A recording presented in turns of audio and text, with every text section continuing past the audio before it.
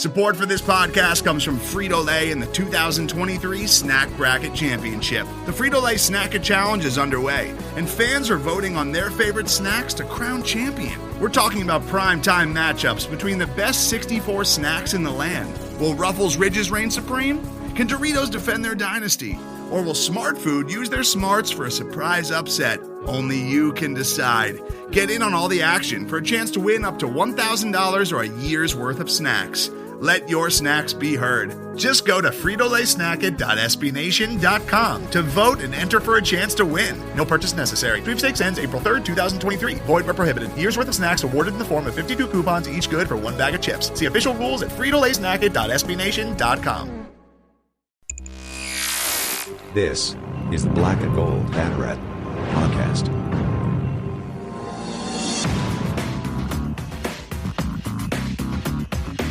Now, here are your hosts, Jeff Sharon and Eric Lopez. Well, it feels good to be ranked.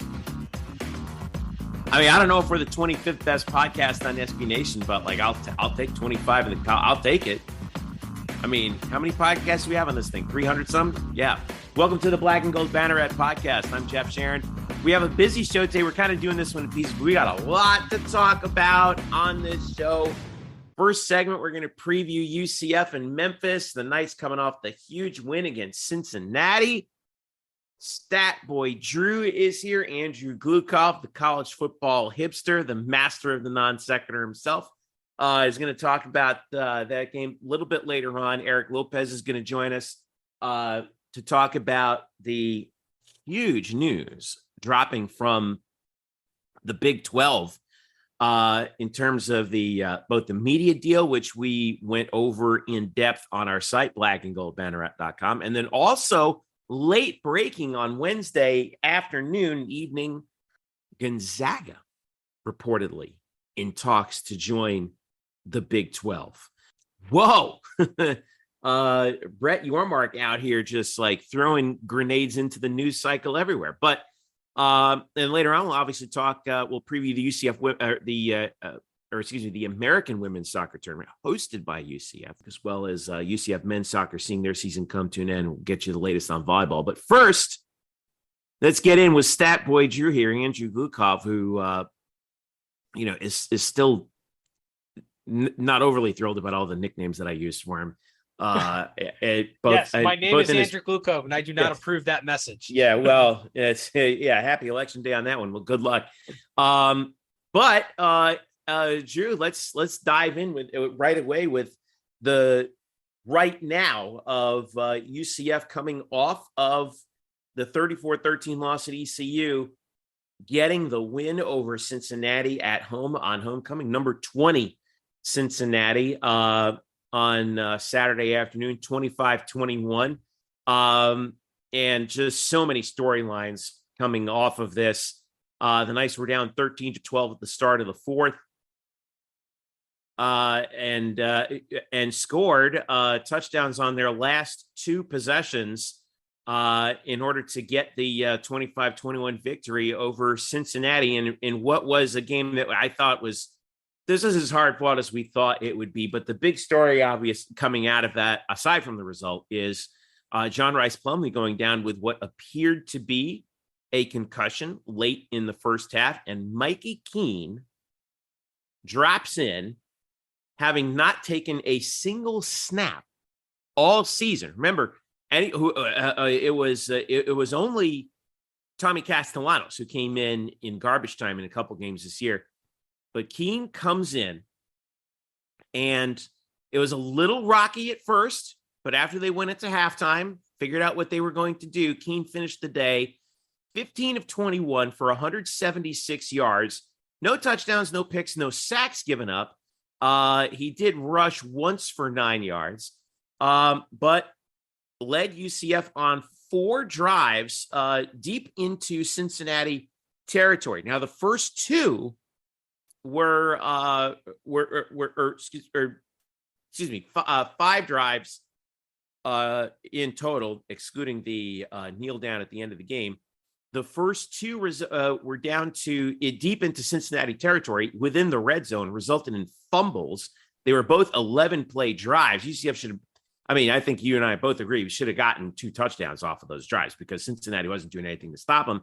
There was one punt and then 13 plays, 77 yards TD, 7 plays, 75 yards TD with 48 seconds to go. RJ Harvey getting the winning score.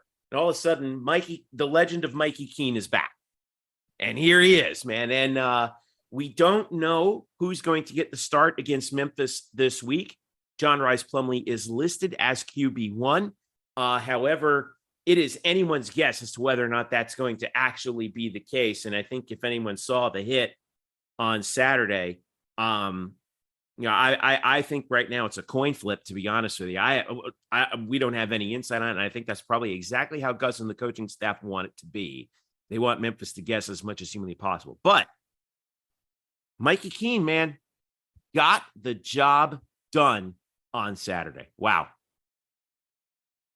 The team rallied, Yeah. And a lot of times it takes something bad happening for that spark. And there's a few angles you can look here. There's a few angles.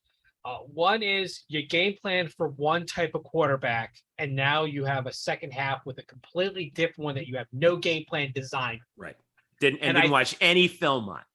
Yeah, I think that actually helped Keene a lot. Is he was a complete unknown, and the fact that he hasn't played was by design.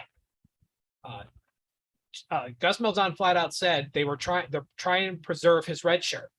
So yeah, you used Thomas Castellanos. He got his 4 games in, used up the allotment for his red shirt. And now Mikey Keene has used 1 of his 4. He still has 3 more games available. And we have to take a step back and be conservative when it comes to how to handle concussion. Concussions are tricky, and players heal at different speeds. Sometimes guys who have it minor can be back the next week. I also then give you the cautionary tale of Cleveland Browns defensive back Denzel Ward, who got a concussion in week 5, 3 weeks ago, and now they're moving into week 9 and is still in the concussion protocol. So concussions it's not like a broken arm, which has a pretty set healing time. And concussions can be really tricky.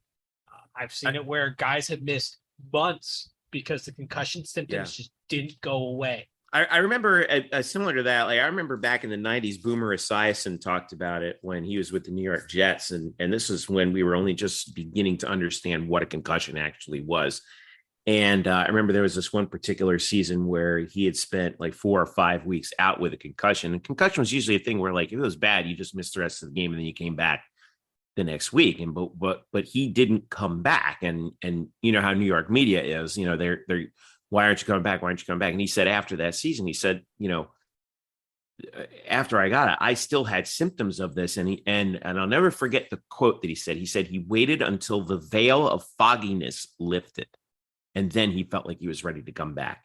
And I thought that was a pretty good explanation from it. So I guess the question, obviously John Rice Plumlee wants to play, right? I mean, like, why wouldn't he? But it's one of those things where you as a coach, if you're Gus Malzahn, if you're Chip Lindsey, you want your players to be like, in a situation like that to say, as of course, obviously, if you're the team doctor, to say, hey, like, tell me when that veil of fogginess lifts. Okay, then you're okay to go. And even then, you sometimes have to kind of coax it out of them. They may tell you one thing. That's why you go through a battery of tests. They're looking for slip ups. They're looking for inconsistencies. Because you're right, players want to play. And if you ever ask a player, should you play? They're always going to answer yes. Yeah. Otherwise, like they're 21, 22. Right. They're 21, 22-year-old kids. They're like, this is fine. Well, if you go ask Mikey Keene today, hey, should you be the guy? What's he going to say? No. You ask John Rice Plumlee, hey, should you be out there playing? What's he going to say? No, of course not. They're going to say yes. It is your job as the team doctors, in the case of John Rice Plumlee, to prove whether he's ready or is not. And it's not his call. He may give you some information, but you go through that medical battery to make sure that he's just not telling you what you want to hear, that he really is ready. Because the lax thing, after the whole Tua injury for the Dolphins, the Yeah. last thing you want is something like that happening. People That were scared. scared out of their minds. Well, when rightfully so. when he had the what's it called, the fencing defense. It's called posturing. It's now I'm not a doctor again, but it's called the second game on the Thursday when he got hit and he got knocked out of the game, and you saw his hands kind of, contort. that's contort. That's called posturing, and that indicates a possible injury to his brainstem, and that's dangerous. Scary. If you herniate your brainstem, you die. So, and you look at Plumlee's hit. If you see a reverse angle of it. He first gets the helmet hit, which knocks him back. But what really gets him wasn't that. It was when he hit the ground. He bounced on the side of his helmet like a ball. Oh, it looked to me like the hit on his helmet, which by the way was not flagged for targeting. Should have been. That should have been flagged for targeting, which was bizarre to me. It looked to me like the way his head hit the ground, and again, here I am. It's treading on ground that I'm not overly familiar. Side of his head. It looked to me like the initial hit with the helmet knocked him out, and then the way he hit the ground was like he might have been out at that point when he hit the ground. Either way, the person who deserves, I think, a little bit of credit there. I don't know who the official was over there, but he picked him up and kind of checked on him. And did you see he kind of had him by the jersey just to kind of see is this kid okay? Because he was about to run right back to the huddle, and then he kind of stumbled and wobbled, and then they were like, okay, you need to get out. You need to get out of the game right now. And they credit to that guy for looking out for JRP, because how many millions of times in his life has he just run back to the huddle, right? So all right, well, that's what you're trained to do. Yeah. You're trained to go back. That although when your linemen are hobbling after plays, because they get rolled up on, they still go back to the huddle. You're trained to fight through the injury, and it's viewed as a negative if you don't. So you go back in. But that's actually where a ref it's not specifically written in your job description, but it really should be added. But that's the refs also keeping an eye on the game itself. Mm-hmm. He saw the hard hit. He probably heard something at the sideline enough that it caught his attention and his concern. And while I know some people online complained, oh, maybe he caused the stumbling. No, I don't believe that at all. No, I don't believe that. No, I think if you look at it, it's pretty obvious. He was very badly hurt. Yeah, the fact that it was confirmed a concussion by Malzahn later. You knew it's serious. I've had a concussion before and it sucked, and it was minor compared to what some of these other ones get. Yeah. You don't play with that. We've seen what CTE does to a person's brain and stuff. You don't play games when brain injuries come into play. We're talking about a person's life here. So I actually give the ref a lot of credit, keeping an eye on it, and immediately medical team sprung into action the moment Plumlee stumbled. There was no hesitation at all. And that's what a good staff does. Yeah. And it's not popular, and it put UCF in a situation where they had to regroup real quick. But you know what? That's the part of the dark side of the sport. And much like last year, when Keene had to come in for Dylan Gabriel, the team rallied. They rallied. They could have folded, and they rallied. Same thing here. They could have folded, but they rallied. And took advantage of the fact that there was no game plan for Keene. The offense changed their game plan to fit Keene's strengths, which was keep the ball within 15 yards, and use that short third. He was crisp, he was accurate, he was comfortable, and they kept the deep ball away because that's his weak spot. Right. It's his arm strength. It's not as well developed. So they maximized what he could do. They actually started to use the pass to set up the run instead of the other way around. And Cincinnati didn't know what to do with it, and it worked.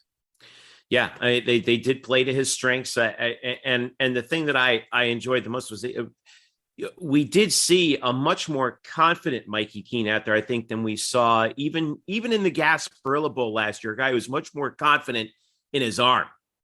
I think that I think that he knew, like you said, and they didn't really try too many downfield shots because that's not, the further away the further away you get from the line of scrimmage, the more his accuracy deteriorates. But within 15 yards, he is deadly accurate. Mm-hmm. And we saw that on the timing patterns that he was able to hit to Javon Baker, to Kobe the one throw to Kobe Hudson, I thought on that last drive was probably the throw of the night. And the game came down to the end, but I'll tell you, the one issue was, you could go back and look at the 2 turnovers, but really only one of them was kind of his fault because there was a mix up between him and Harvey on the exchange where, it's one of those things where it's like, it's a read option. You put the ball in his breadbasket and then you pull it out and they fumbled that. There was confusion. Yeah. It looked like Harvey was trying to okay, I'm getting it now. And then Mikey's like, wait. And then, nobody made the decision. And the other one was just up on the ground. Perfect hit. Yeah, the other one was just a great hit on Bowser, which obviously wasn't Keene's fault at all. But nonetheless, now you head into this Memphis game where UCF is a 3.5-point favorite at the Liberty Bowl. Opening line was 6, by the way. That has me a little worried. But that doesn't surprise me, in all honesty, because UCF does not have a good track record as a road team. Once they leave the state of Florida, their record's 1-5 under Gus Malzahn. That's terrible. So and the one win was at Temple last year. So that's not a good track record. So, that the Vegas line is going to take that into consideration. They also don't know who's starting. And the fact that John Rice Plumlee still listed as QB1 should be taken with a grain of salt. Remember when UCF changed their kicker and punter, the other guys were still listed as number 1 in the game notes going into those games.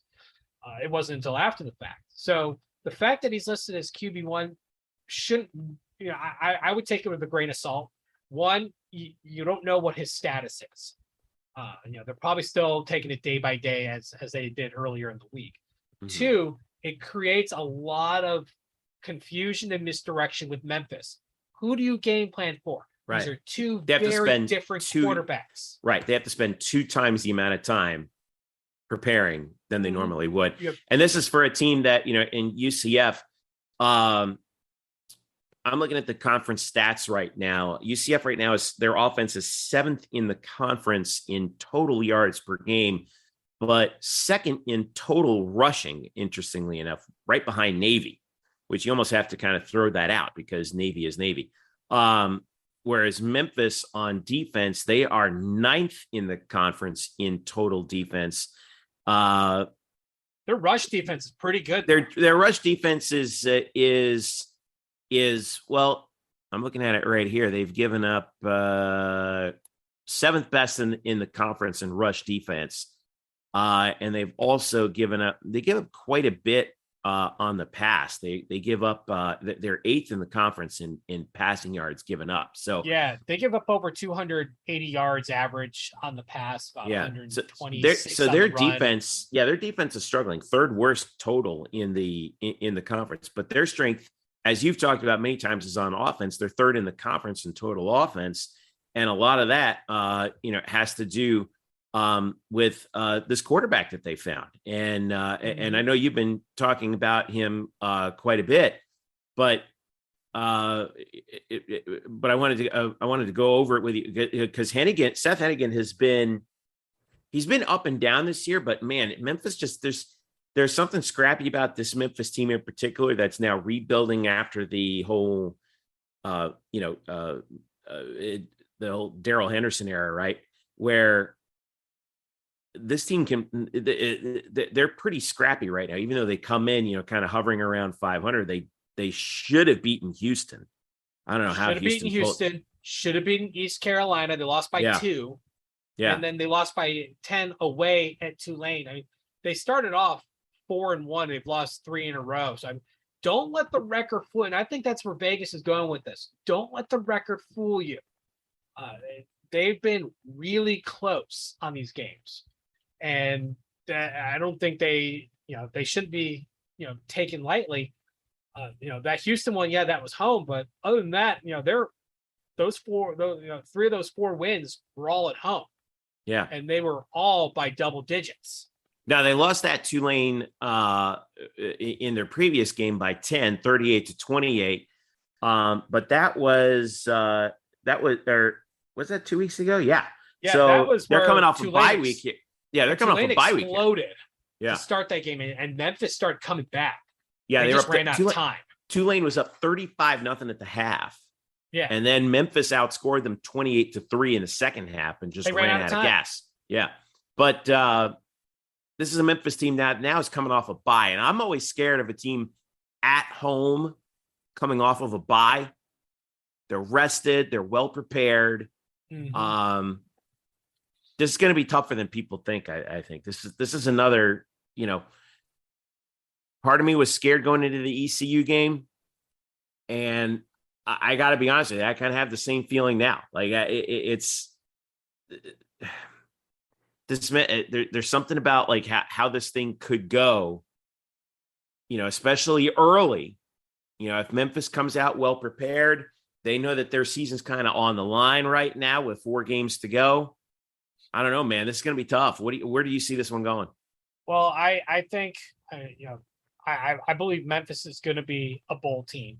No doubt about it. I mean, they've had some close ones. They still got 3 more games after UCF that even if they lose the game, they can win 2 of those 3 and go to a bowl game. So I mean, any team that qualifies for a bowl at least is worthy of some respect. And we look at the offense for Memphis, their specialties in the pass. Where is UCF weak on defense? Against the pass. Yeah, and we saw that last week with what Cincinnati was doing against you. They sold out with Bryant trying to throw the ball, and there were occasions where that worked because UCF did hold Cincinnati to just. I think the end total was 35 yards rushing, but yeah, it was like 55. It was 55, and then they had that long loss on the second to last play of the game, or third to last play of the game, I should say, and that which was a 20-yard loss, but still 55 yards rushing is not great. A lot, but Cincinnati attacked UCF via the pass, and it was working. Well, UCF's defense plays very soft coverage. They don't create turnovers. They've had 1 interception in the last 6 games, 2 all year, which is shocking to me. Very different than what we've seen in previous years.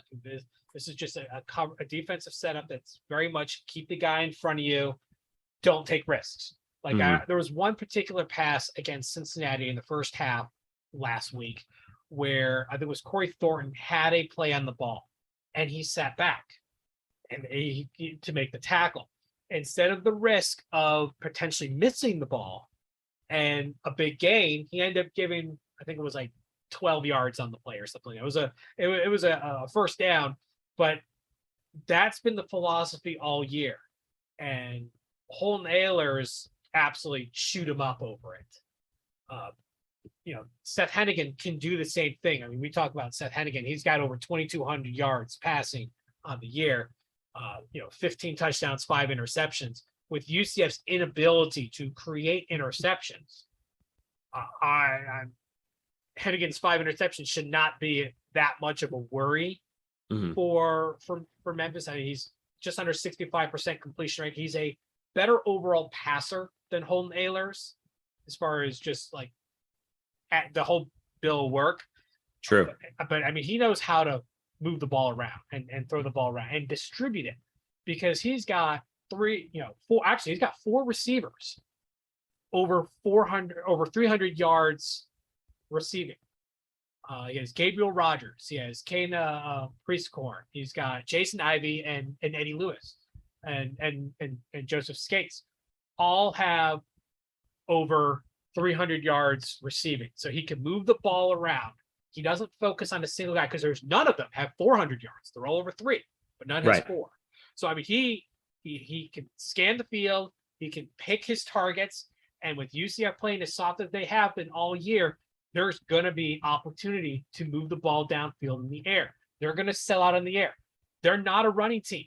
The team leading rusher has 264 yards on the year, which is, not all that much. UCF, if you include John Rice Plumlee, has 4 players over that. Bowser, Harvey, Richardson, and Plumlee all have more than 264 yards on the year. So, I mean, obviously you see very different dynamic there. And that's, we saw it at the very end of the game where UCF's corner started playing tighter defense. They didn't give as much cushion. And you were starting to see a little bit better results. Yeah. They're going to have to do more of that if they're going to walk away from this. What do you make of the fact that the defense right now is 77th in the country in passing yards allowed, 235.6, but they're 21st in pass efficiency defense allowed at just 116.43. That's pretty good. What are they doing that if you're Ryan Satterfield in Memphis and you see that, what are you saying? How are you planning to attack UCF from that perspective? It comes down to the fact that front 7 is really good at causing problems in the pass. Let's see. Ben Bryant had 7 quarterback hurries last week. I mean, he was moving around a lot. He got hit a lot. That defensive front did a lot of damage. He was sacked 4 times. They did among 5 players, all of them within the front 7. So I mean, you look at those defensive ends, Tremont Morris-Brash and Josh Selskar. Those guys are really good disrupting. You got Anthony Montalvo, Ricky Barber, and Lee Hunter, who rotates in on the defensive tackles. They're really tough in that front line. And Selskar is just, he's having a year, man. That kid is everywhere. It's been unbelievable, man. He lives in the backfield, on both the run and the pass. We knew he was a good pass rusher from last year, but man, I'll tell you, Josh Selskar in the run stopping game has been truly is having a truly remarkable year. I got to pull up the numbers, but go ahead. Well, you've got Selskar is third in the team with 32 tackles, and Morris-Brash is 4th at 29. So you've got your defensive ends 3rd and 4th. You got Jason Johnson and Jeremiah Jean-Baptiste 1 and 2. Your top linebackers.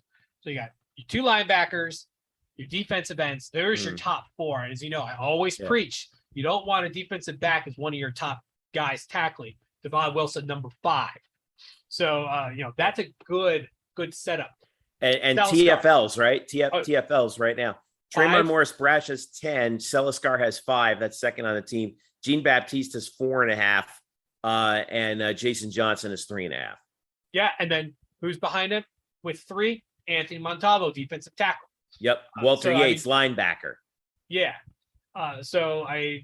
you've got a great distribution between your defensive linemen and your linebackers. They're causing a lot of disruption. UCF's always been good at tackles for loss.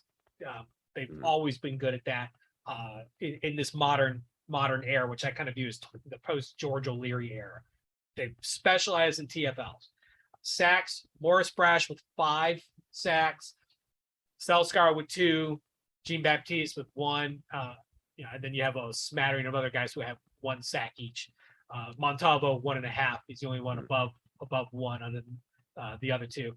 So you're seeing a lot of disruptions, and it's leading to defended passes. You're seeing throws that are a little more errant. They're a little more rushed. There's a little more air underneath it. They're not able to set as well. So like Corey Thornton has 7 pass defended. And part of that is because he's getting these opportunities with these throws that just are a little bit off where he can make a play. But because UCF's pass defense has been playing back, teams are focusing on it. They're throwing more, which is going to help pad those stats more. The part that you got to be worried about is interceptions. Devon Wilson has 2 on the year. Devon Wilson is the only person with interceptions for UCF. So that's an area of concern. You'd expect with the ball being thrown more, you'd see more turnovers. You don't. You have, even like against Temple, there were no interceptions. They scored 70 points and were just, their defense was pretty solid. No turnovers, like in the air. No interceptions made.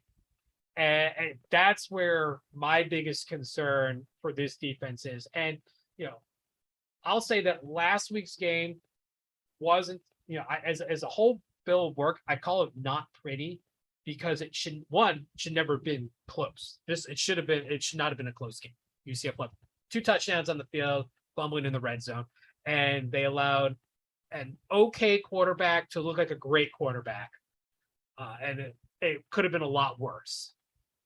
With the defense playing that was in pass coverage. So, against a better quarterback, Seth Hennigan, I have concerns. That defensive front is going to have to play lights out. You can't have them get caught up in the line like they did against ECU. They're going to have to break through like they did against Cincinnati. They don't pressure Hennigan, it's going to be a long night. Yeah. Hennigan, I just wanted to go over this real quick, because, we saw what UCF was able to do to Tanner Mordecai, who's the number 1 passer in the American right now at 302.3 yards per game, but Hennigan's second behind him at 300. And those are the only 2 guys averaging 300 plus in the conference this year. Now, Hennigan's completion percentage is relatively low. He's below 60%, but 25 TDs, 8 picks. He does strike me as inaccurate many times, which is a little concerning. And that was, by the way, I couldn't believe it. I was looking at actually last year's stats. I don't know why that. I was thinking about. Yeah, that was wrong. Sorry about that. But his passing yard has actually gone down. He's averaging 279.5, 15 touchdowns, 5 picks, and 65%, like you said. So I'm sorry about that. But excuse me. But still, Jeff's getting old. Yeah, I know. I'm getting old. He still strikes me in the games that I watched. He was kind of shaky down the stretch against Houston. I think that was part of the reason why they lost, on top of not being able to recover an onside kick. But late in games, he was a little shaky. I think he still kind of has that youthful nervousness about him. So he's a true sophomore. Much like Mikey Keene is true sophomore. And the big difference was he was thrown immediately to the Wolves. As opposed to who Keene was supposed to be, the second string guy, and he got forced in. Last year. So there was a big difference there, and then the dynamic of the team is different. UCF is built to run. They are even more so this year than last year. They are a strong running back stable, and even 2021 had a strong running game, which helps alleviate the pressures on the quarterback. Memphis, not so much. They average 135 yards a game on the ground. This is not a running team, right? This is and Hennigan does get sacked a lot too. He's the second most sacked quarterback in the conference, which should be very encouraging for UCF. If that means that offensive line is failing, which is what you want to see, because otherwise he's going to have time to pick apart that defensive backfield. Right. So you need to rush him. You need to make him uncomfortable. You need to hit him. Ben Bryant, I give him a lot of credit. He took a lot of hits and he stood up. He would stay standing, throw the ball, knowing he was going to take a hit, and he didn't let it affect his game. That's a 5th-year senior. Exactly. That's what that is. Yeah. So can you as we know, football's mental. Can we see the defense? When they play obviously on ESPN 2, I believe, at 3:30 Eastern. Are we going to see them disrupt the mental fortitude of Seth Hennigan, the true sophomore, or is he going to look like an upperclassman? Is he going to have the poise and take the hits? Because Yusuf's going to hit him at least a few times. Yeah. So ESPN 2, like Drew said, 3:30 p.m. Saturday at the Liberty Bowl. Seeing a bunch of people traveling out to see that game too, which is kind of. And Memphis is a cool. fun trip. So I know it's our last trip out there too. It's part of the American, So who knows? The next time we'll be able to go back to Beale Street, but yeah, it should be a tight one. 3:30 kick. Like I said, I don't know. I'm getting some ECU vibes from this one. I think it's going to be tight. Man, I don't know, bro. This is the real show me game. I think, regardless of who's playing quarterback, how do you handle, we've seen what UCF can do handling, coming back off of a failure, right? They lose to Louisville, they come back, they beat FAU on the road and handle them. Lose to ECU on the road, come back, beat number 20 Cincinnati. Get themselves into the top 25 at home. Still, tough opponent, rose up to the occasion, and got themselves to 25 in the latest college football playoff standings. By the way, real quick, Drew, before we go to break, UCF 25th in the CFP rankings, second highest G5 team at the moment, behind the Tulane Green Wave, who are we have 19th. one loss, and we have one loss. Pretty good this year. Yeah, and it was a close loss. I think went to UCLA. I'll double check, but they beat Kansas State. Yeah, they go out to, or UCF goes to New Orleans next week, and this is one of the other things that kind of frightens me a little bit. They lost to Southern Miss. Tulane did by 3 at home. That's their only loss on the year. They're that close to being undefeated in this game. It's really unbelievable when you think about it. But they beat K-State 17-10. Let's see. They won at Houston in overtime. And of course they beat Memphis at home by 10, even though, Memphis kind of made a game of it. They're at Tulsa this week, by the way.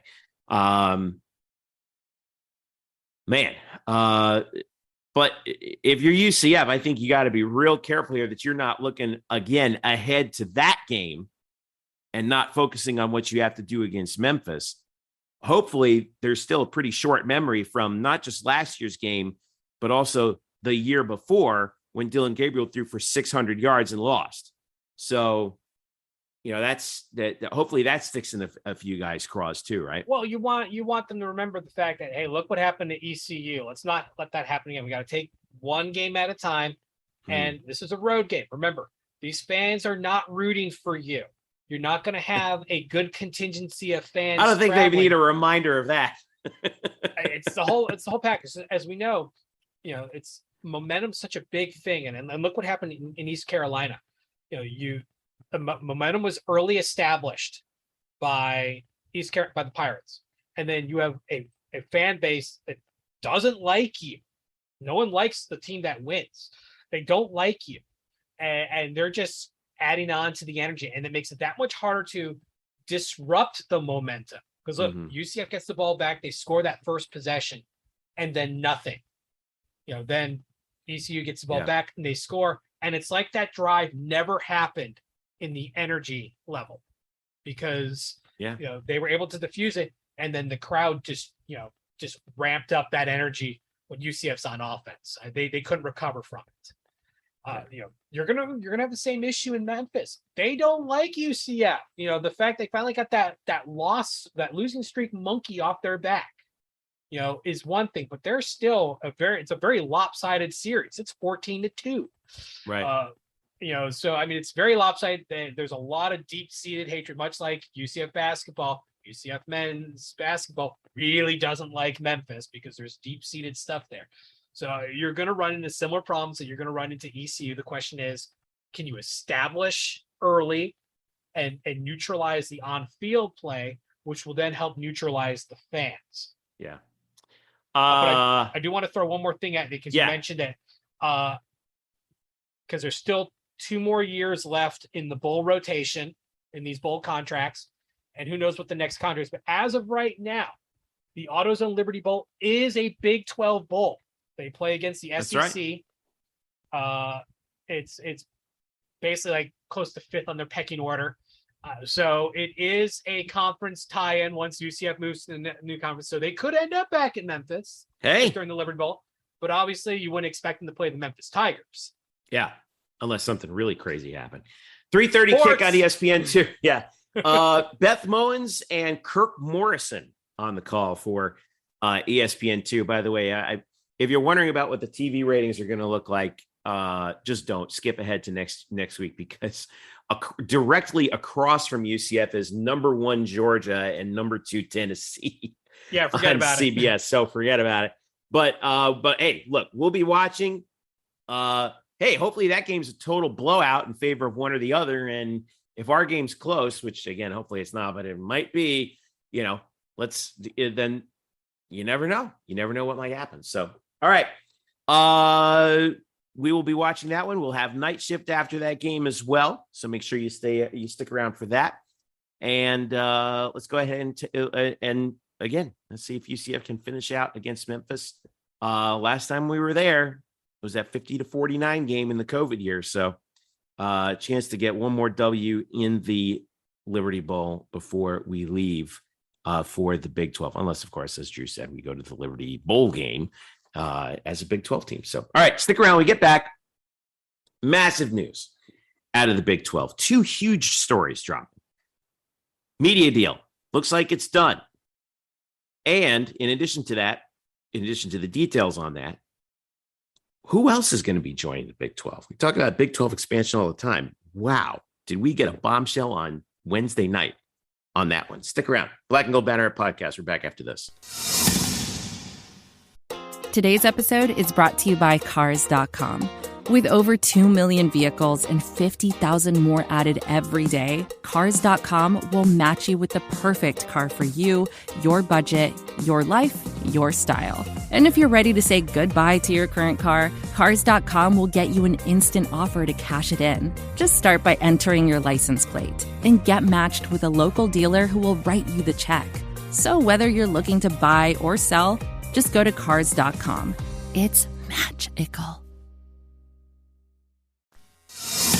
We are back here on the Black and Gold Banneret Podcast. Jeff Sharon alongside Andrew Glukov, and joining us now, Eric Lopez, to talk about what is really the biggest news of the week, which dropped. When did this come down, Eric? Sunday. Sunday. Was John Oran.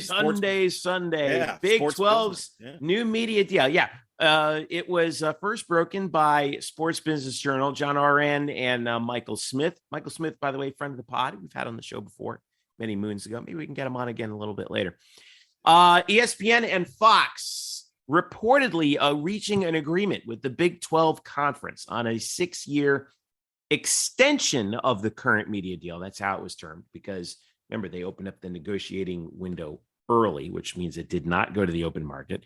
6-year extension worth $2.28 billion, which breaks down to an average of $380 million per year, spread out amongst the 12 remaining members of the Big 12. Remember, we're going to have Texas and Oklahoma crossover for a little bit. By the end of the deal, you're looking at about an average of $31 2/3 million per year to each member. Now, it's important to note that the deal has not officially been announced yet or confirmed by Fox or ESPN or the Big 12 itself. At least as of this recording. At least as of this moment. At least at 12:30 p.m. on Thursday, November 3rd. So, all right. Here's what we know about the terms. There is expected to be a grant of rights, which will essentially lock in the membership through 2030, 2031, the length of the deal.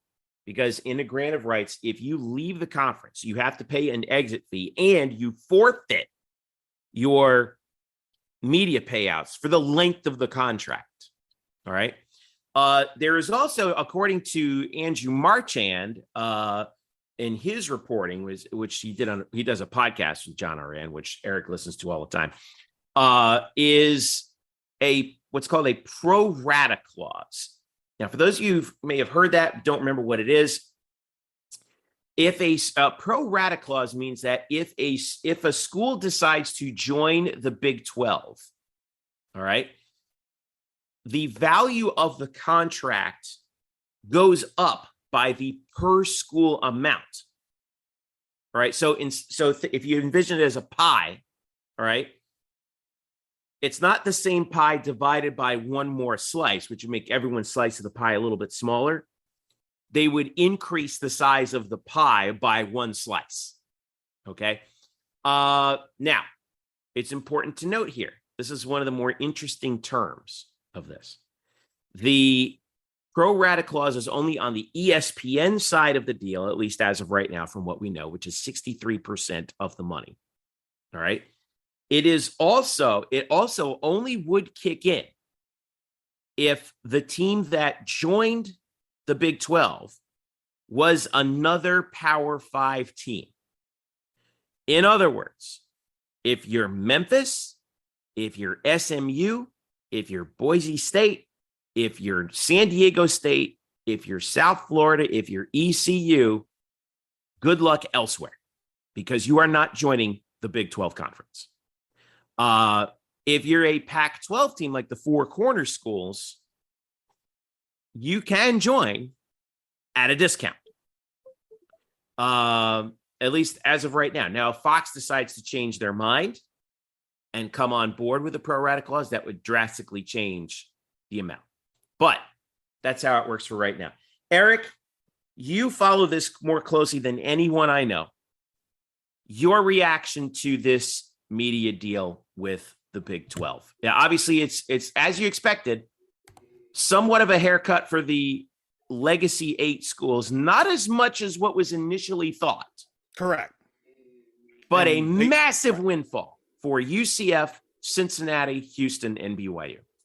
Well, and I'll tell you that my reaction with Brett Yormark is I think he's creative enough. He's doing some creative things where, yes, maybe the TCUs and Iowa States are taking a slight haircut on the base salary, on the base per year, but they're going to make up for that in other ways, as we'll get into in this chat. But I think it's a win-win for everybody. I think the Big 12 got a really good deal here. They get to stay on ESPN, get to stay on Fox, which are the two big networks when it comes to football. I don't think anybody can deny that. With respect to CBS and the 3:30 slot, that's really it. They're not a player like ESPN and Fox is, and could potentially be, depending on how the postseason plays out with the playoff. And oh, by the way, I know how much a lot of UCF fans out there, and also a lot of fans of other Big 12 schools out there, like to throw shade at ESPN, so to speak. I think that's a very kind way of putting it. Guess what?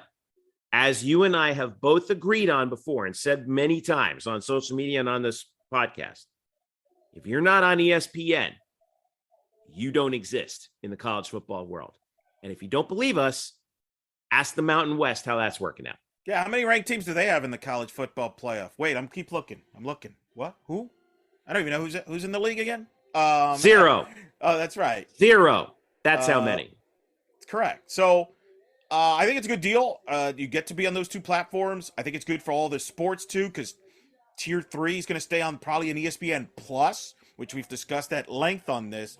And I think the underrated part of this, and we've been highlighting this, Drew, for a while. I said basketball. Do not underestimate the importance of Big 12 basketball. ESPN didn't want to lose Big 12 basketball, so they keep that. And what was interesting to me is Fox is now going to get a piece of the Big 12 basketball, which is not good news for the Pac-12 and their upcoming negotiations. It's not good news for the Big East, by the way, who has their deal up for basketball with Fox in a couple years. I thought that was fascinating. I think it's a good deal for the networks because it's content. And I think Brett Yormark hit a home run here. And I think he's done a great job here overall with this deal. Drew, I think everybody's got to be pleased, all things considered. Considering a year and a half ago, a lot of people thought this deal, that this league was going to be dead. And it wasn't. And I will say this. I think this doesn't happen if Bob Bowlesby's still the commissioner. Oh, not at all. I remember it was Bowlesby that came out and said, hey, this, we're going to lose half our value because Oklahoma and Texas are leaving. He was very doom and gloom on that. And he kind of went off the rails a little bit, but he served a purpose. He kind of played his time through, and you needed a guy like a shark. And Terry Mohajir was interviewed recently on Sirius XM's Big 12 radio, and he knows Brett's brother Michael Yormark. who was president of the Florida Panthers. I've actually met him before. And they're sharks. You want to pick up that name over there that you just dropped? Yeah. Anyway. Yeah, it's his brother. It's Brett Yormark's brother, who is now the commissioner of the Big 12. And he said, personality-wise, they're very similar. They're as I said, they're sharks. And that's kind of what the conference needs at the moment, because you're seeing this aggressive moves by the Big Ten and the SEC of establishing market dominance. And there was a spot open for the third guy. And not only did he basically ignore, like, oh, this is what he was being told, that like this conference isn't worth much. It's just a bunch of guys who weren't brought in anywhere else. Oh, they're bringing some G5 schools. They're not worth anything. No, he went and he proved his case and sold the networks on not only maintaining a very strong deal, but actually paying more for this product. Mm-hmm. And I remember them saying when they open this exclusive window early, and one of the things he pointed out was this opening of the window does not impact the actual window. If say things didn't work out, they would still have an exclusive window later. So I mean, there was no risk at all for the networks to work on this. They would have had another opportunity. The pressure was actually in the Big 12, because they were trying to undercut the dollars that the Pac-12 can get in, because we know, and the inventory too. Yeah, we know Brett Yormark is looking west to expand the conference. He's looking at those four corner schools. And there's no secret about it. It's worst kept secret right now. And he set himself up. You got yourself one hell of a deal. Over $31 million per school per year for the next 6 years. The renewal period is just after the Big Ten, before the SEC, and they'll actually refresh this contract into something new before the ACC ever gets a chance to go to market. So I mean, basically everything that he possibly could have done right, he did. And they wanted $400 million. You know what? 380 is awfully good. There's nothing wrong with that. So I'm floored at how good of a job he did as far as rallying the troops and getting the networks to buy into the product. Mm-hmm. He did everything right.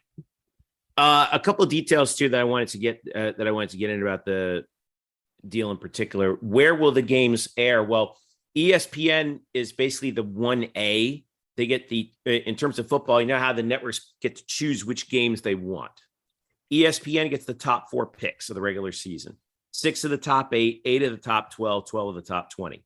They get the Big 12 football championship and the basketball tournament. Fox gets Big 12 hoops, like you mentioned, Eric, for the very first time.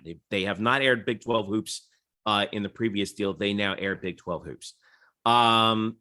The previous deal came, by the way, was $20 million. By the way, we have all these details on blackandgoldbanneret.com. The previous deal was about $20 million per school. That's now gone up. And then obviously huge compared to the Americans. And I think this pretty much puts the Big 12 firmly in third place behind the Big 10, the SEC. We still have to wait and see what the Pac-12 decides to do. Latest reports are they're thinking what, Eric, ESPN and Amazon possibly, but no numbers really that they've thrown around. I haven't seen anything. John Oran you mentioned I tell you what, they better be like a sponsor or something. We got to get John Oran on just and say thanks, because we've been plugging Margin and Arad for like a couple of months. But I know they both reported on this week's edition of the podcast.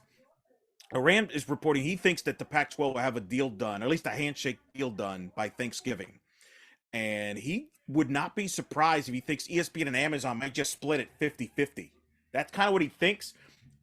Things could change. He doesn't think Fox will get in the picture because there's just a bad relationship right there with Fox. Fox was probably had a hand in getting USC and UCLA out of the Pac-12 into the Big Ten. Right. And then CBS and NBC are out. They have no interest because they just got the Big Ten. And I think that's why the Big 12 why would the Pac-12 want to deal with them either? Right. But I think that's why the Big 12 struck quickly, because I think they knew if they didn't, there's only a certain amount of slots to be made available. So They think what the Pac-12 might end up getting with 10 members. Keep in mind, they're at 10 right now. They might get a similar average, 30 to 31, but it'll come out to about 300 to 310. That's what Iran thinks will happen. Not the same total. Right. Not the same total. But a lot's going to depend on how hungry is Amazon to get involved in college football. That's the mystery. How much are they willing to pay? Because I think ESPN kind of has a certain number. Can Amazon, and I think that's why Amazon's the key in this, how much are they able to push the Pac-12? And then the question is, if it is ESPN Amazon, if you're Arizona and Arizona State's in the Pac, is that satisfactory enough, especially administrators and presidents and ADs? Are you okay having your marquee football games half the time potentially on an Amazon versus being on Fox or ESPN? That might be what decides whether there's any movement at all of Pac-12 teams coming to the Big 12, I think. Terms for UCF. This is according to Jason Beattie of the Orlando Sentinel. UCF and the other three new entrants don't get full shares their first 2 years, but they will get $18 million in 23. Which is double. That's more than double what they make. More than double. So trust me, we're doing all right. Sorry, guys, you have to settle for only making twice as much. I'm sorry. 19 million in 24, and then full share starting with 2025 once Oklahoma and Texas get out of the way. Tier 3 rights. Now, it used to be in the Big 12 that they would sell their Tier 3 rights, which is like one non-conference football game, a few non-conference men's basketball games, and then basically everything else. They would be able to sell them. The schools would be able to sell them to whoever they want. That's how we ended up with the Longhorn Network, because Texas sold them to ESPN to create an entire network. Right. Most of the rest of the Big 12 sold their rights to the regional networks. The regional networks, the former Fox Sports, which are now Bally Sports, because they're owned by Sinclair. Well, those are a money pit right now. And according to Pete Thamel of ESPN, those third tier rights are basically the whole selling your own third tier rights that goes away, and ESPN is going to take those over and essentially fold them into ESPN Plus, which is again good news for UCF, because ESPN Plus has been a tremendous boost for UCF's Olympic sports over the years, as you and I both know personally. So that's at least good for ESPN. Plus, they had a previous relationship with Big 12 now. Yeah, and by the way, I can tell you, in talking to people in the know, Big 12 does strong numbers on ESPN Plus, very big numbers. And this is the appeal that I think Brett Yormark has been able to sell, is there's a passion of Big 12 fans that support a lot of sports, not just football. There's passion there, but men's basketball, women's basketball, volleyball, softball. They just had 3 teams in the World Series. Baseball. There's a passion there, and people are watching the product, whether it's on Plus, whether it's on linear television. I think Brett Yormark, that's the credit I want to give him the most highlight, because I think a lot of conferences are narrow-minded. Like, I think the ACC, when they didn't take advantage of their ACC basketball brand, everybody's always focused on the football, and we get that, but there are creative ways to make additional dollars beyond football, and I think Brett Yormark is taking advantage of having this power league in basketball, for example, and saying, hey, we could sell this. This is a product, and you got 2 networks to buy the basketball product. And then, hey, we got great Olympic sports fans for the Olympic sports, quote unquote. We could have this on ESPN Plus, which is what ESPN wants. I think that's why ESPN, really, honestly, I think that's why ESPN is still involved with the Pac-12, because I think part of the goal, Andrew, tell me if I'm wrong, I think ESPN's hoping to turn that Pac-12 network and bring that over to ESPN Plus and have Pac-12 content, especially with the Olympic sports, the Conference of Champions, on ESPN Plus. Well, I think they have to. I mean, the Pac-12 network has such bad carrier percentages. Sure. They can't get covered anywhere. No one wants them. So, I mean, you need to roll it in. And I thought when they laid off and started shuttering things down in the Pac-12, my initial thought was it was going to end up with ESPN.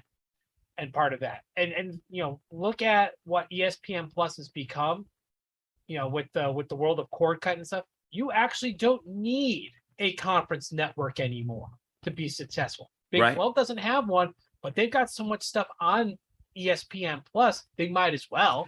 You know who really proved that was the American. Mm-hmm. I mean, on a smaller scale, the Americans deal, remember they jumped in before the Big 12 did with ESPN Plus. And remember everyone was screaming and yelling about, oh God, ESPN Plus. Guess what? It That's been it worked. And Well, it that's has Berg Magnus. That's Berg Magnus. Yeah. It may not be familiar to some of the audience here, but he's one of the higher ups that negotiates a lot of these college deals for ESPN. Remember, Jeff, you and I covered that press conference, the conference call when the Americans struck the deal with ESPN. Who was in that conference call? It was Mike Oresco and Berg Magnus.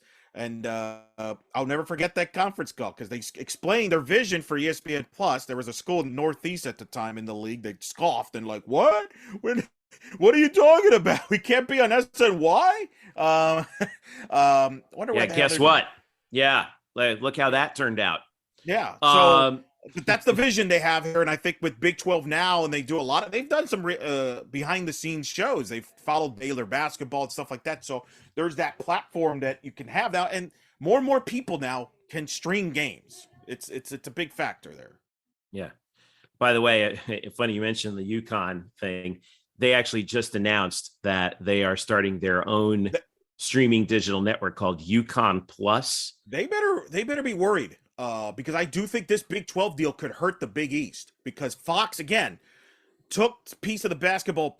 That's going to take away some of the Big East slots. Yeah. If, the Big East basketball went all in on Fox. Where do they go in a couple of years? That could be very interesting to follow. Same thing with the Pac-12 here. And that's the next step that I'm curious to find because as we found out on Wednesday, Jeffrey, basketball could play a big role in this. Well, perfect segue because we've kind of been dancing around this the last couple of questions. In drops Brett Yormark on about 5:00 Wednesday afternoon. Actually, it's not so much Brett Yormark as much as it was Pete Thamel. Pete Thamel reports that the Big 12 has been in discussions with Gonzaga to bring according to Thamel, AD Chris Standiford of Gonzaga has met with Big 12 Commissioner Brett Yormark in person in Texas last week about Gonzaga potentially joining the Big 12, part of broader discussions that have unfolded in recent weeks between the Big 12 and Gonzaga. Now, before you freak out, yes, we know Gonzaga does not have football. Brett Yormark doesn't care. They are, again, Gonzaga is a Catholic school located in Spokane, Washington. All right. But we know how good they have been in basketball over the last 20 years. They've been looking to get out of the West Coast Conference for a significant amount of time. BYU was also in the West Coast Conference for basketball because they were an independent in football. Guess what? Thinking probably a prior relationship there. Okay. A travel partner. Could be a travel partner. And now, all right, we talk about the Big 12 in basketball. This is, I forget who it was who posted this. I'll have to put it up on Twitter, but somebody posted the sort of the ratings for it since 2018 for the top 6 teams are all either future or soon to be or expected to be Big 12 teams, except for Duke. which is kind of amazing when you really think about it. But that to me is just an absolute coup. If they're really able to play, it was Will Warren, stats by Will on Twitter. 6 best teams in NCAA men's basketball since 2018 per Bart Torvik, who's a pretty well-respected analyst, are Gonzaga, Houston, Duke, Baylor, Kansas, Texas Tech. So 5 of those top 6 since 2018 are either still, future, or potential Big 12 members. And everybody say, well, what about Duke? Well, Coach K ain't walking through that door next year. So this is now a murderous basketball conference. RIP UCF basketball. Well, I mean, listen, let's talk about that from a UCF perspective, because I've made the case before on social media, and I got laughed at by people who are like, well, wait. But UCF's investment is low by American Athletic Conference standards in basketball. In fact, it's third to last time we checked, according to budget numbers from April of 2020. Now you're heading into the Big 12. You got to deal with Houston, Kansas, Texas Tech, Baylor, possibly Gonzaga now. Cincinnati's there. BYU invests a lot in basketball. There's still the non-zero. Texas and Oklahoma are still going to be here. Oklahoma's still going to be there for the first 2 years. Yeah. But our program is going to be going up against that level of investment. Ladies and gentlemen, the time to invest in UCF basketball is now. Yesterday. It's yesterday. But because the arms race is going to get crazy in a hurry, isn't it, Eric? It is. Now, here, why they're going after Gonzaga? What has Brett Yormark said? The 4th time zone, right? He's been highlighting. I think we've been focused on that from a football standpoint, but this applies to basketball too, especially when you're going to air games on ESPN family of networks and on the Fox family of networks. You need content. So that's the Gonzaga reasoning. We'll see if that happens. Pac-12 has been trying to talk to him as well. Mark Few is going to decide where he's going to go. So that's aside. As far as the UCF, it's a great point because, and rightfully so, we're celebrating. UCF's going to make all this money. I've seen all the tweets about how UCF's going to make more money than Florida and Florida State and all these. And that's great. The biggest question will be, how do they spend the money? And how wise do you spend the money? How well do you invest in the money? Yeah. That's going to be the key here. Because in basketball, in the Big 12, they spend a ton of money. Kansas spends money on basketball like most schools do on football. So how can UCF divide all that money and give basketball enough to support Drew? That's going to be the big question as we move forward. And you know this from your previous life when you covered that team's university in Tampa. That once upon a time they had money when they were in the Big East, and they kind of threw it down the toilet, didn't they? Well, they just they got complacent. Well, and so on that interview that Terry did on Sirius XM Big 12 Radio, they asked him, how's the transition going? And he was very blunt of, we got work to do. Facilities, support. Basically, UCF is near or at the bottom of the Big 12 across the board. And he's very upfront about it. UCF has always, taken a little and made a lot out of it. They've stretched a lot of things. Look at them, look at the stadium. It was built on the cheap because that's what they can afford. They've been able to stretch it. So UCF has a lot of work to do. They have facility work to do. They have personnel work to do. UCF needs to pay their staffing. There's a lot of things that have to be done. And that's what that whole, and he brought into the Mission 12 piece, which is actually what this is all about, the goal is to get in the top half of the Big 12 from an operational budget by the time they join. So time's starting to run out on this. I don't know if they'll hit that goal, but they're at least trying.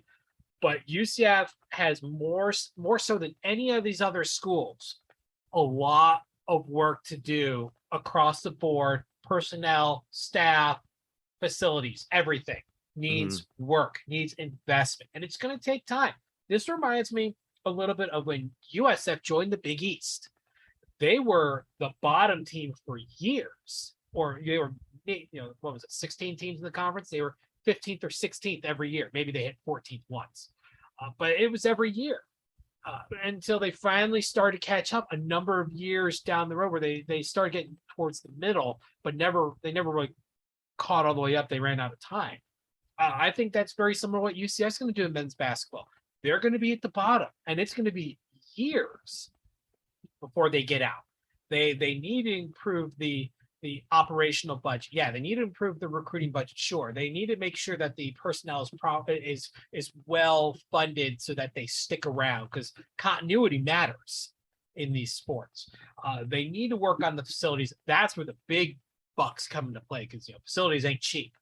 Yeah. So there's so many pieces that have, even football is behind when it comes to this stuff. We think football's all that in a bag of chips, but the truth is they're way behind too on a lot of these things that need to be done to be competitive with what the Big 12 programs have. But the Big 12 understands that. They've accepted that. They know UCF is a project. It's going to take time, and they're giving them the opportunity to do so. Which, by the way, is what UCF fans have been clamoring for decades anyway, right? Just give us a shot. Just give us a shot. Now we got let the us shot. throw into it. The SEC fans. Oh, if you played our schedule, you lose every game. Yeah, give us $70 million budget for a few years. Let's come back and talk about that. Same idea. It's gonna be rough. UCF fans need to have very tempered expectations. It'll come around, but it's gonna take time. It's gonna take investment, and just because you're getting a bigger paycheck does not mean everything's going to be better immediately. It doesn't work that way. Well, now's the time when you play the long game. Everything is being done. This is the long game. It's all about the long game. It's already kind of started, hasn't it? I mean, I think Terry struck first when he got a lot of the coaches on their extensions through the Big 12, especially, the women's Tiffany Robertson-Hadak, Scott Calabrese, Coach Paul Malone this offseason, et cetera, et cetera. But I would say it's even longer. I would say it's even longer than that. Like, you got to be thinking now in that 10 to 20 year range. Where do you want UCF's facilities? Where do you want UCF's program profile to be in the next 10 to 20 years? And I think we've gotten off to a very good start with this, with the Shareholder Society. I think we're going to see a lot more of these kinds of projects start to happen, because one of the things that I thought was pretty interesting was and Drew, you probably saw this too, and Eric, the interview that Terry did, I think, with Jason Beatty, where he kind of tempered some of the things about the football campus a little bit, right, Drew? Yes, it was actually we have our little message thread that we talk to each other. And that was one of the things that I talked about, is that he's kind of tempered expectations. I put it on Twitter in public, and some people got a little upset. But the truth is, the stuff that he put out there was kind of pie in the sky. I just got here. I've got these cool ideas thing. Reality setting in. The football stadium needs a lot of work.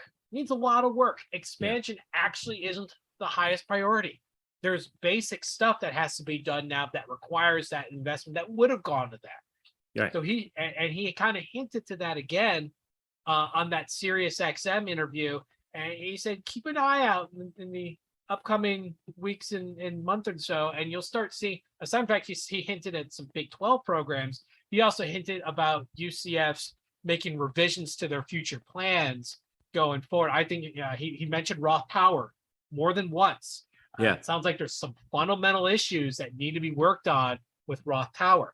I would not be surprised if there's other parts in the stadium where he's going to work the same thing. You look 20, 30 years down the line, the stadium is going to have to be revamped. It has a very limited, actually for a stadium, has a limited lifespan. It's a steel-based stadium, has a very limited lifespan. They're going to have to do a lot of retrofitting and renovating for that stadium to stay in good shape for 20, 30 years. Which is not unusual. That's the Florida State model. Right. Florida State built this steel stadium. It's what they could afford, and they retrofitted, they've added on over time. And right. That's totally cool. You have to have reasonable expectations, and you got to take care of the fundamental aspects of the stadium of what's there before you can go to the next step of future development. Which is what I mean by like really playing the long game. It's like, hey, all right, so now let's shore up some sections of the stadium. Does that mean that the bounce goes away if there's a little bit more concrete and a little bit less steel? I personally, you want. If this stadium is going to serve us for 100 years, like some of the stadiums that we see in the league that we're heading to, right? You're going to have to be okay with that. And something, as a fan, I think that's great. I love the idea of really investing long term and it's kind of like the satisfaction you get from like paying down, more than your minimum payment on your mortgage. It's like you start to see your principal kind of come down and you're like, yeah, okay. I'm still in the same house, but we're making some progress here. And I kind of like that. I kind of like that as a fan. I want to be a part of that. You like that because you want it so that Roth Tower isn't shaking by the time when the fans are jumping up and down. I don't mind the shake. I'm telling you. It's funny. Like So the first time kind of threw me off a little bit. So all right, I'm gonna name drop here. So I met Robert Griffin III at the last game because he was the analyst for ESPN. Look at this, unbelievable! And I'm so excited because I love Robert. Listen, no, I loved Robert Griffin III watching him play. I thought he was great. He was one of the most fun quarterbacks in the last 25 years. But anyway, he's like, y'all bringing the bounce? I was like, do yourself a favor, grab a water bottle, put it on the windowsill in your booth. And the more shakiness you see, that's how crazy it gets. And he was right. So, hey, but listen, overall, like, I don't mind that. I love it. I just, I think now's the time when we as a fan base, as an alumni base, are like, okay, we got to buckle down and get real here. Because this is the adulthood. Yeah, the big leagues now. Well, but yes. I will say this, and you guys covered the Cincinnati game and all that. Mark Daniels did a great job, I think, on his show. He might have written about it on their site.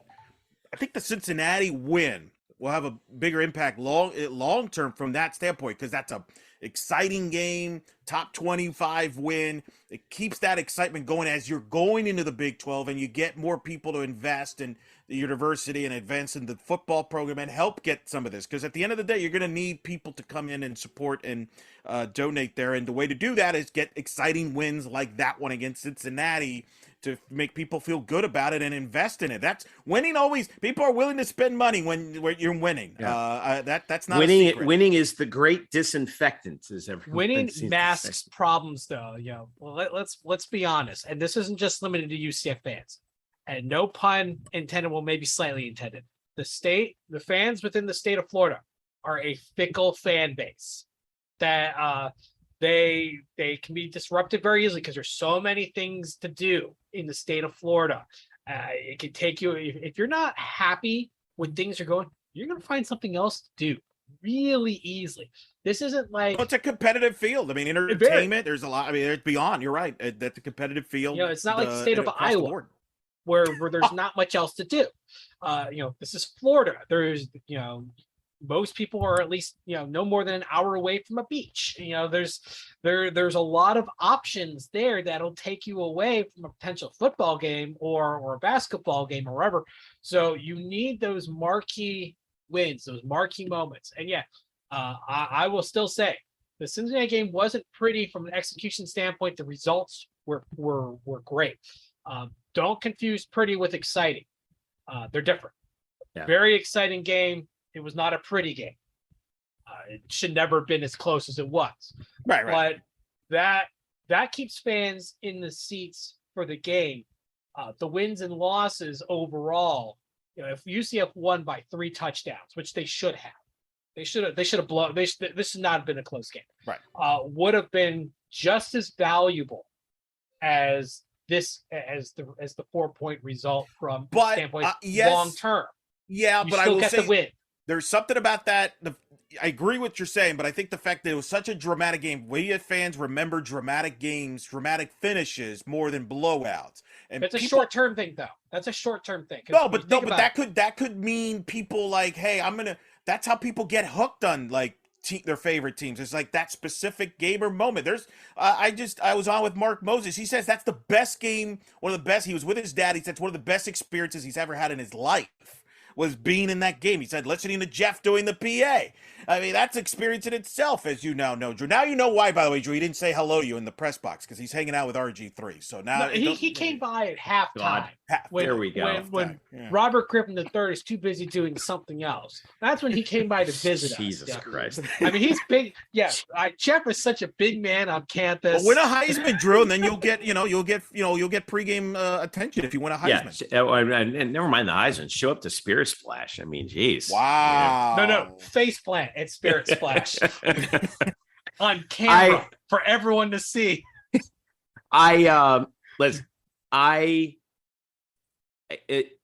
In all seriousness, though, this is where, I hope that UCF fans and I, as one of them, am under no illusions about this. Like, this is now, okay, it's time to get serious. And like you guys said, there's going to be an adjustment period. It's going to be painful at times. But the one thing that I think we have going for us, and Eric DeSalvo pops this out there on social media quite often, and I love the fact that he does this because it's a reminder of where we are right now. This is a very young alumni base. And the one thing about very young alumni bases is they get older. And as you get older, you have more disposable income.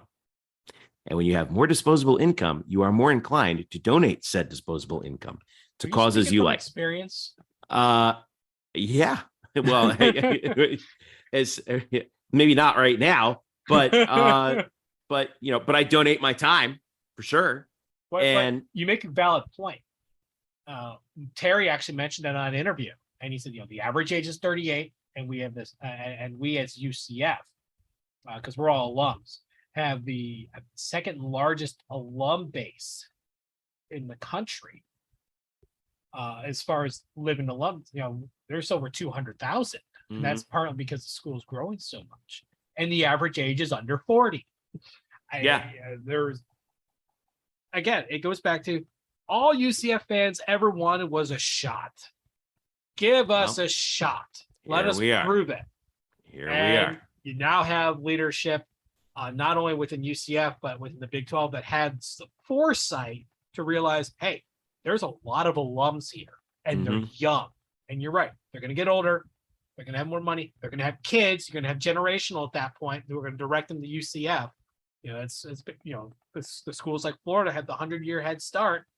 Same idea. It's just starting later.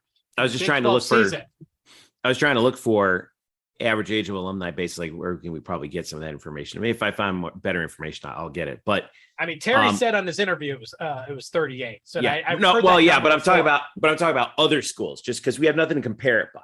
But I'll give you this. Indiana University, all right, middling Big Ten team.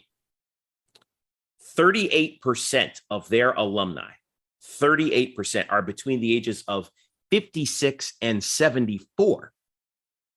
23% are between the ages of 35 and 55. So that's 61% between the ages of 35 and 74. All right. I don't know what the age brackets are for UCF, but I'll guarantee you those are not, it doesn't skew to 56 and 74. I'll tell you that. No, not even close. Yeah. So we have it is buying low to sell high, I think, to quote Trading Places, but it is an investment. Now we got to make the investment commensurate to that. So, all right, last little bit on this before we go, before we take a break. Four Corner schools, Eric. What's the story on this? Because, obviously there's not as much of a financial incentive as there was, but it's still there. What's the next thing we got to look for? See what the Pac-12 deal is. That's, to me, a big factor there. What's the deal they get with ESPN, Amazon, or whoever? And I think this Gonzaga thing is also a big part of this, too, because let's say Gonzaga decides to go to the Big 12. If you're Arizona, for example, which is a basketball school, you look at that and you're like, why are we here in the Pac-12 again? Where are we at from a basketball standpoint, let alone football? So I think those two things are connected. What is the Pac-12's deal with Amazon? Are the Pac-12 schools comfortable with that? And then where does Gonzaga end up going? I think will impact whether there's movement or no movement whatsoever. And something to keep in mind is, especially with any school moving conferences, is the dollar figures that come with it. And part of the thing that we saw with the ESPN report was how they're going to fund this, because this actually doesn't kick that pro rata in or anything like that. They're actually talking about using the buyout money from Oklahoma and Texas to fund Gonzaga, like $8 million a year as a basketball. That's a huge increase over what you're getting in the West Coast Conference. They'll then join in sharing the NCAA credits from the other sports, because they basically would join for all sports outside of football. And it doesn't impact from a financial standpoint your media deal whatsoever. And I think this is smart because this prevents you from having to renegotiate.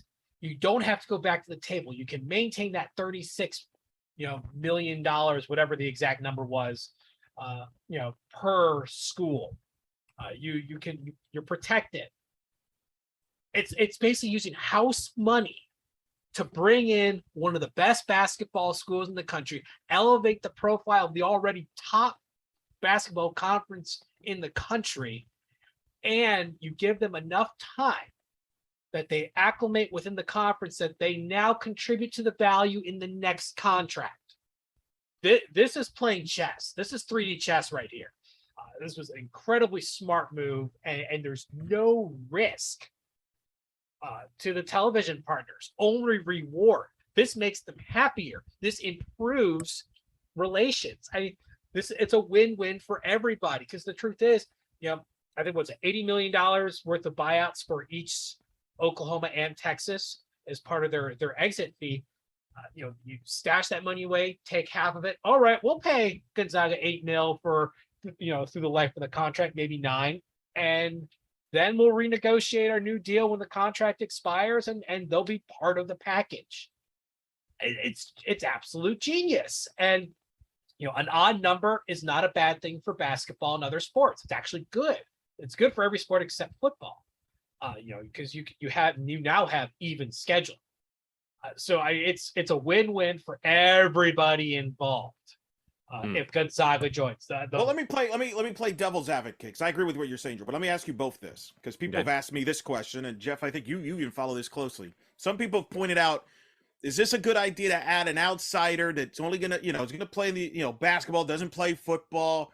Do we run the risk of becoming the Big East? What happened to them when they started adding these schools that some played football, some were only basketball schools? You have differences. I don't agree with, but people have asked me that, so I wanted you to address that as far as, that relationship, bringing in a school of Gonzaga that doesn't have football, but really is there for basketball, even though they will play other sports.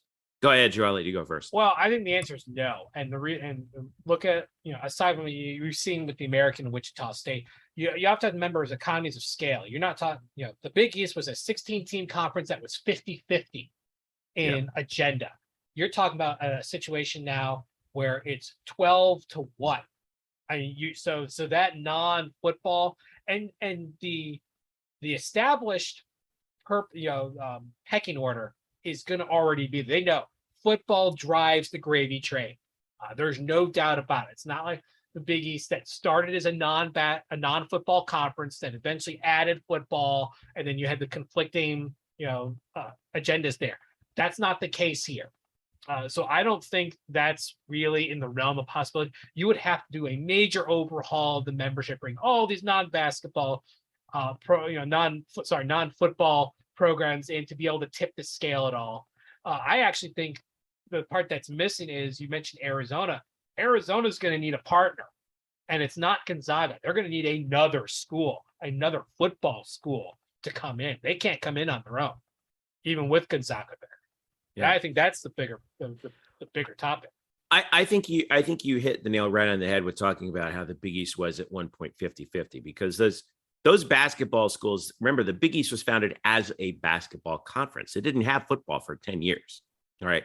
So the basketball schools, the Providences, you could say Syracuse also, but Providence, Georgetown, St. John's, at the time they thought, who the hell they were. They were like, we drive the bus in the Big East. People watch the Big East tournament at Madison Square Garden.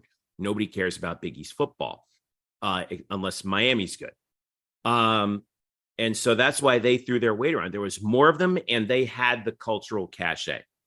The Gonzaga situation is much different. Yes, it's a Catholic school in Spokane, Washington that doesn't play football. But assuming Gonzaga comes in, they know that, sure, they're here to compete in the sports that they're in.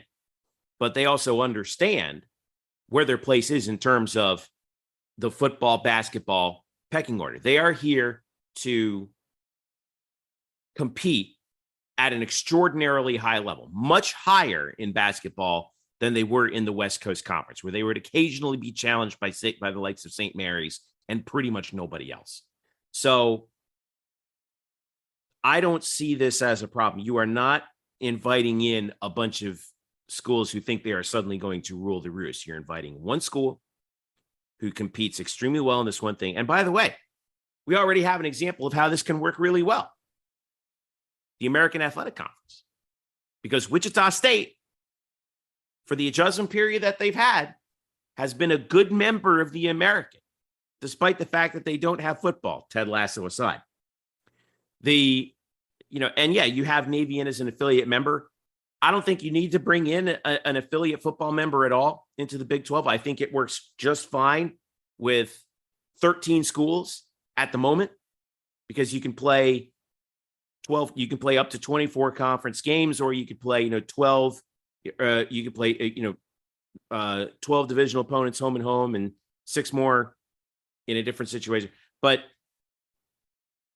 I think this thing works. And if they're able to pull this off and bring Gonzaga in, I tell you what, man, it's going to be a blast watching this level of competition. And my hope is that we as a program at UCF are finally going to step it up as a program, as a fan base, as a donor base, and really get the impetus going to compete at that level.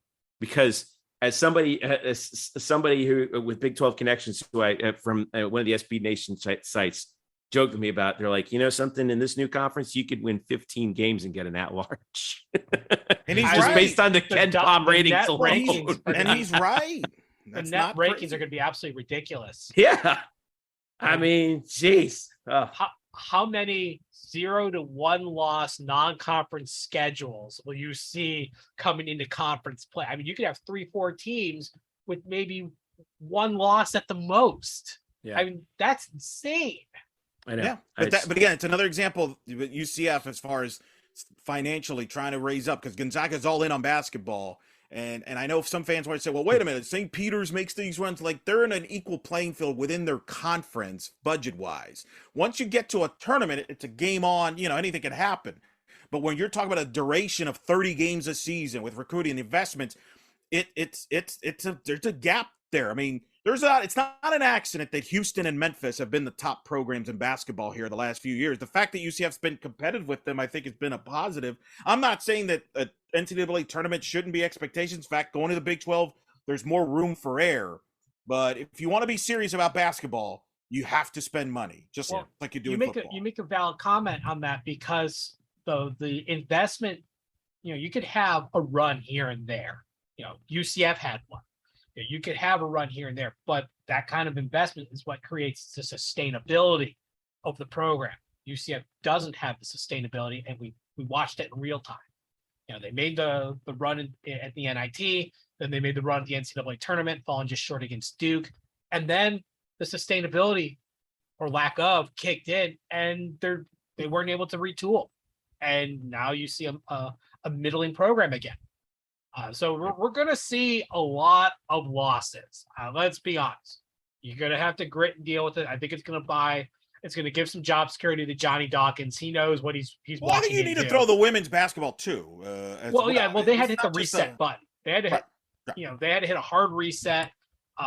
Almost no holdovers from last year's team, whole new coaching staff. I mean, it's better that it happened this year than next year, because now you got 1 year of the rebuild. That would be brutal. All right. So just to wrap up this segment real quick, our next thing that we got to look at in how this all shakes out, Eric, Pac-12 contracts under negotiation. We'll see what that comes up with. And then who knows what happens next? Yeah, what does Gonzaga want to do for their department? That'll be interesting. So those two They've got 4 conferences. The Fox thing could happen again, according to John Oran in his podcast. Could be around Thanksgiving. We might hear something around Thanksgiving, maybe December, about what Fox decides to do. All right, stick around. We get back. We get to preview women's soccer. Yeah, tournament happening. Semifinals taking place at UCF. The Knights are the 1 seed. We'll take a look at that. Also, men's soccer wrapping up their season. Updates on volleyball, too, when we get back. This is the Black Gold Banneret Podcast. Stick around. We are back here on the Black Gold Banneret Podcast. Jeff Sharon and Eric Lopez with you, talking about the world of UCF sports. And it is a big weekend. Eric, the first of our postseasons is beginning, and it's women's soccer. First, we got to update you on what this team did, because after clinching the American regular season title, they then went to South Florida and won yet again, 2-0. and which was just fantastic. And now, obviously, they host the Women's Soccer Championship.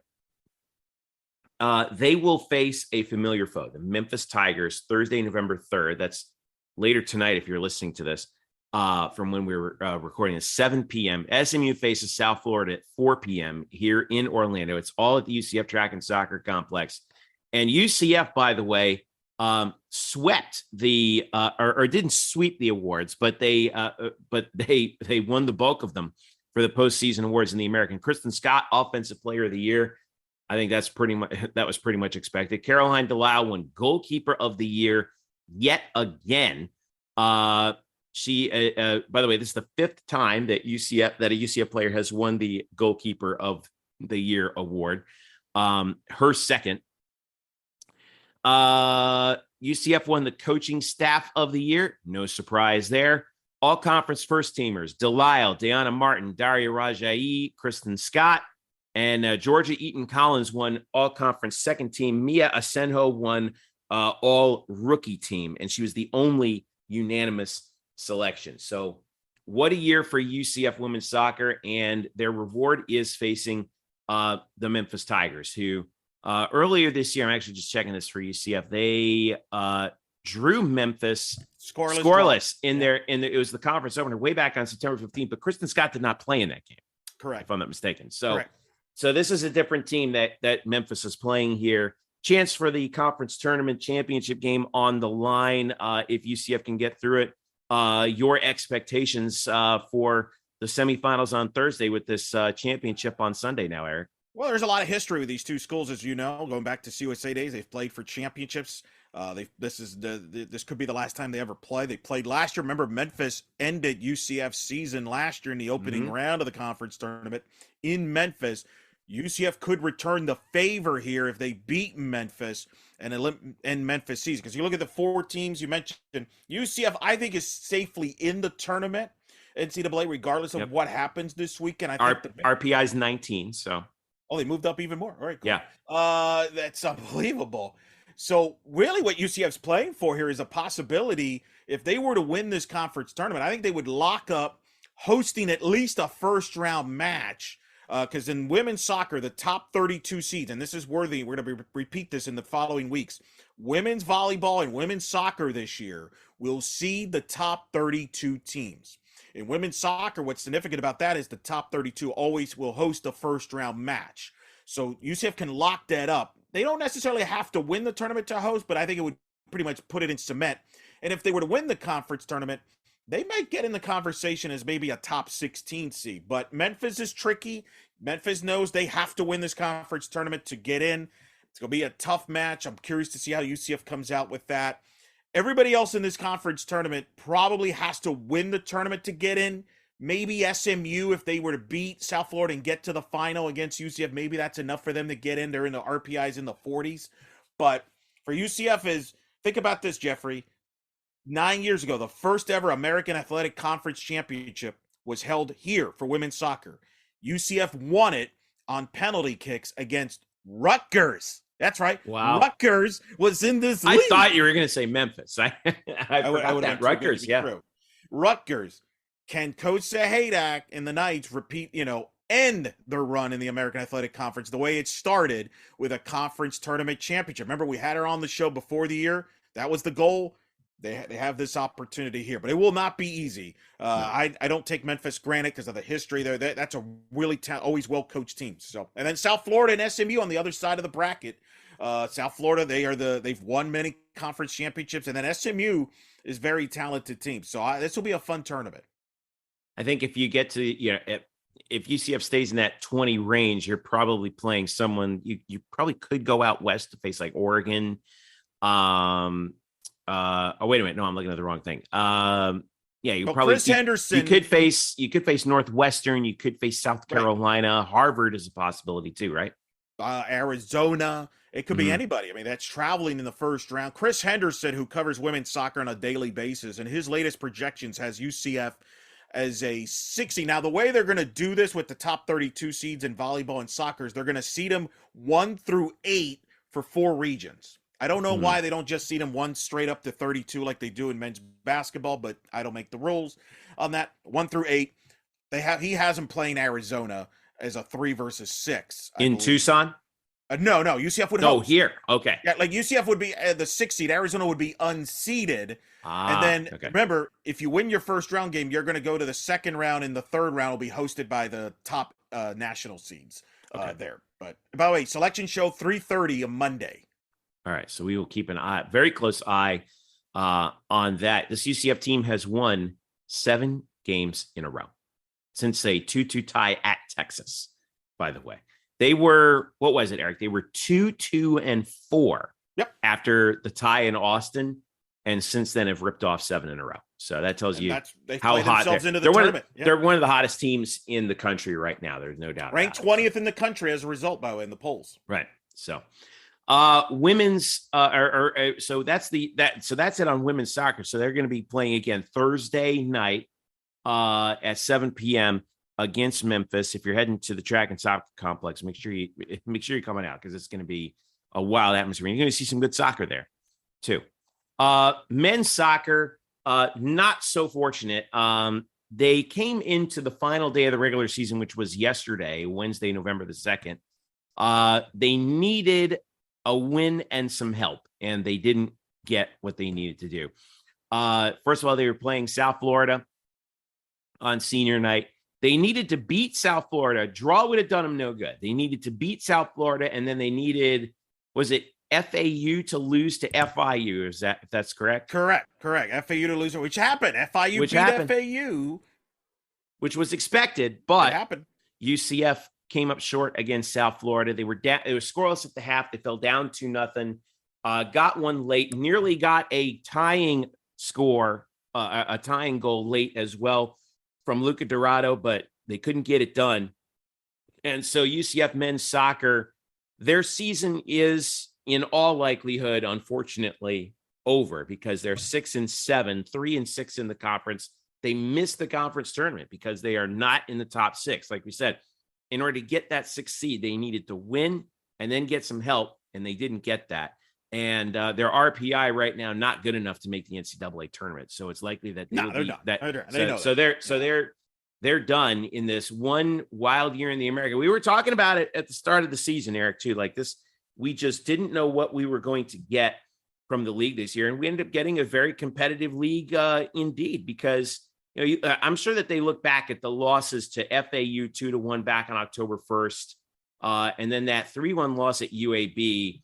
That one, I think, probably hurt the most, because they were coming off that 3-1 win at FIU. They were riding high and just didn't get the job done. I think if you flip those two results, they get in. They get in the conference tournament. And they're better seeded than 6 too. I mean, that's 6 points that they left on the board. And I think they got to be, and listen, that's, not an excuse, but it is a reason. This conference is wild this year. Charlotte just barely snuck in. Got in because FAU and UCF both lost. Right. So they won. They beat Temple, so they'll play South And they're Florida. ranked. They're ranked, and they needed help to get into the conference tournament. That's how crazy this league is. Well, it's the third strongest league, according to the RPI. The third strongest league in men's soccer. Depth kind of killed UCF. They didn't have the depth. We've talked about women's soccer having the depth, how they finished strong. Men's soccer went 2-5 their last 7, starting with that FAU match post-hurricane. Yeah. And the injuries. Backline had some injuries. They were shorthanded. Gino Vivi had a red card against Tulsa, so in their loss at Tulsa, so he was not available to play against South Florida. They just didn't have the depth, and we're going to hear that word depth. Get used to it. When all these teams go to the Big 12, and when men's soccer, they're going to go to the Sun Belt. You need depth, because if otherwise things start going south, and I think that's what happened with this team. So I know Coach Calabrese, the press conference is on our YouTube channel right now. Recommend listening to that, because it was emotional for him. I think, and you can even tell if you watch the broadcast, his facial reactions. It was a year that went south, and it happens. And they'll have to regroup, they have to replace some pieces, and try to build some depth, because it's not going to get easier. This is their last year in the American. Now they're going to the Sun Belt, which is supposed to be just as strong as the American was this year. Yeah, I mean, look at the Sun Belt as well. Heading into next year, you're going from one crazy conference with a few teams that you're familiar with to another crazy conference with no teams that you're familiar with, because now let's just take a look at what the Sun Belt has right now. All right. Kentucky, current RPI, second. All right. What else do we have? We have, you got West Virginia, you got Marshall, Georgia State, James Madison, Coastal Carolina, Georgia Southern, South Carolina, Old Dominion. These are all schools that have, obviously tradition in soccer, but the Sun Belt has positioned itself, as we've said before, to be a sort of, they want to be like the SEC of men's soccer. And the addition of UCF actually does help them achieve that. Marshall's at 24th right now in the RPI. Let's see, what else do we have? I'm just going right down the line here. Well, the bottom line is Coastal's 41. Georgia State's 45. So they're probably going to be 2 to 3 bid league. I mean, the American will be a 3 bid league, but like they got to build depth. They were not consistent. So those are things that they're going to have to address as they get into the Sun Belt. Maybe this going through this year in the America will help them succeed longer in the Sun Belt. Yeah. So, all right. Congrats to Scott Carr, who will be now part of a 4th American Athletic Conference men's soccer hosting, as FIU will be hosting the tournament. Scott obviously was at UCF when men's soccer hosted a bunch of time, the 3 previous times. So the American, if you want men's soccer to host a conference championship in the American, just Scott Carr's your guy. Scott Carr. Yeah. He'll help you out. Congrats to Scott though. He's great. And I know he's been working really hard at trying to get FIU to where, I think a lot of us, and myself included, think FIU should be as a program. It's a long haul, but if anyone can pull it off, it's Scott. So congrats to Scott Carr, former UCF associate AD. Let's go to volleyball. 7 wins in a row now. They were on the road back again, facing Tulsa and Wichita on the road. Now, remember, if that sounds familiar, remember when the hurricane came through, they very quickly organized a road trip out to Wichita to face Tulsa and Wichita back when the hurricane hit, and swept them both on that weekend. That was supposed to be at home. They played them on the road. But Wichita and Tulsa did not want to return the favor and come to Orlando late in October. So we ended up having to go to Tulsa last Friday and to Wichita on Sunday and handled them both again in 4. So the situation, but now coming back home, UCF has now got 5 remaining home matches, including this Friday against SMU. And we're going to have some more Ring of Honor inductees, by the way, on Friday, too. But Delana Sarden is going to be inducted into the Ring of Honor. But, most importantly, UCF finds themselves in the rather unfamiliar position of having to keep pace in the volleyball standings. Because remember, they lost that match to Houston. Knights are 11-1 in the conference, 19-1 overall. Houston is 22-2 overall, 13-0 in the conference. Their last loss was back on September 15th, and they are at Cincinnati this weekend. So, Friday. That's they're correct. At yeah, Cincinnati. they just beat Tulane. So, they just beat Tulane in straight sets on Wednesday, Yep. where Simone Biles went to see them play. Yeah. Simone Biles. What? I know. Man. Okay. Why can't we get we need to get somebody in here? Who's like the UCF equivalent of Simone Biles? Phil Dalhouser? Got to get. Well, Phil's been at UCF volleyball before. Phil, calm down, man. I was blown away by that. But to your point, they're chasing Houston down. And, of course, those two teams will play again on Black Friday at the venue. Yeah. But you got to keep pace. And this weekend, SMU, Friday night, that's a tricky match. Where SMU's 10-2 in the league, 55 in the RPI. If they want to be they still can be in the mix for this conference title race, but they're going to have to upset UCF or Houston on the road. They lost to both UCF and Houston earlier this year at home. There were 3 sets to UCF. Yeah. They're going to need to pick up some wins here if they want to be a third team to get to the NCAA tournament from the league. So I think SMU Friday night's a tricky match from that standpoint, because I think SMU knows they're playing for their postseason lives on Friday night. Yeah. And then they're kind of the odd person out too, right? Because we mentioned Houston at 13-0, UCF 11-1, SMU 10-2. 4th place is Memphis at 7-5. So it's really those 3 schools, UCF, Houston, SMU, who are in you believe for the running for 2 spots in the tournament, right? Right now it's 2, unless SMU upsets UCF and Houston. They don't have the marquee resume wins. A UCF win or a Houston would help them there, but otherwise we're looking at a 2-bid league. And again, the question is there a stumbling block with UCF or Houston between now and Black Friday? This could be the last stumbling block for UCF on paper before Black Friday. Houston still has to go to Wichita State. That could be a stumbling block. They still have to host SMU later in the year. That could be some of the matches that could affect the results. Otherwise, we could have a mega powers matchup on Black Friday between UCF and Houston. Well, 2 top 25 teams with a lot to play for. Well, here's the trick, and I was looking at this too, Eric. It's not just those single matches, right? But I think it's just the overall conclusion to the season. Houston finishes with 5 of their last 7 on the road, at Cincinnati, at Tulsa, at Wichita, at South Florida. That shouldn't be a problem. At UCF, their only home matches are against Memphis and SMU. UCF's schedule, meanwhile, they have 5 of their last 8 at home. Their only road matches at South Florida, at ECU, at Temple, home for Tulane, Houston, Cincinnati, Memphis, SMU. So a little bit of advantage there for UCF, because like your road matches, as UCF knows, you just never know what you're going to get. Right? We didn't know what we were going to get against Houston when we were playing there, and it came up and hit UCF right in the face. So let's see how this last little month here plays out. You know, it's between now and Thanksgiving. Yeah, like you said, race to the finish line. We may see this thing come down to Black Friday. Indeed, you could have the conference championship at stake. Perhaps hosting possibilities. Both teams in the mix to host. Houston's inside the top 16 RPI. UCF 19 on the outside. I think there's about 3 hosting spots wide open. That's probably going to be between UCF, Houston, Marquette, Creighton, Penn State, Georgia Tech, and USC. I think those teams are fighting for 3 hosting spots. I think Florida's a lock to host. You're not going to catch Florida in the RPI. They're on their way to winning the SEC. I think they're a lock to host. Other schools, the powerhouses the traditionals are going to host. So UCF and Houston, if one of them were to win out and win the league, maybe they sneak into as a 15 or a 16 seed and host. We'll see. But they got a long ways to go. You know, Houston's in an interesting position where Rice is 16th in the RPI. Houston's 13th in the RPI.